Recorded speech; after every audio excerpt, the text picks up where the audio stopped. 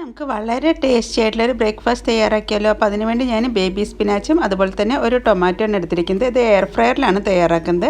അപ്പോൾ എയർ ഫ്രയറിൽ ബാസ്ക്കറ്റൊക്കെ വെച്ച ശേഷം അല്പം എണ്ണയൊന്ന് സ്പ്രെഡ് ചെയ്തിട്ടുണ്ട്. ഇനി ഇതിലേക്ക് 3 മുട്ടയാണ് ചേർക്കുന്നത്. പിന്നെ ആവശ്യത്തിന് ഉപ്പ് ചേർക്കുന്നുണ്ട്. പിന്നെ ചേർക്കുന്നത് പെപ്പർ പൗഡറാണ്. അതിന് ശേഷം നന്നായി ഒന്ന് മിക്സ് ചെയ്തെടുക്കാം. മുട്ടയൊക്കെ നന്നായി മിക്സായി കഴിയുമ്പോൾ നമ്മൾ ബേബി സ്പിനാച്ചാണ് ചെറുതായിട്ട് കട്ട് ചെയ്തത് അതിൻ്റെ മുകളിലേക്ക് ചേർക്കുന്നത്. അതിന് ശേഷം പിന്നെ നമ്മൾ തക്കാളീനെ വട്ടത്തിലാണ് കട്ട് ചെയ്തെടുത്തിരിക്കുന്നത്. ഇങ്ങനെ തിന്നായിട്ടാണ് കട്ട് ചെയ്തെടുത്തിരിക്കുന്നത്.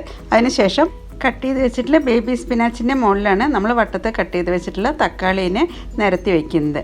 അതിന് ശേഷം പിന്നെ നമ്മളിതിലേക്ക് ചേർക്കുന്നത് ചീസാണ്. ഞാനിവിടെ ഇപ്പോൾ എടുത്തിരിക്കുന്നത് ഷെഡഡ് ചീസാണ്. അപ്പോൾ ചീസും കൂടി ഇതിൻ്റെ മുകളിലേക്ക് സ്പ്രെഡ് ചെയ്യാം.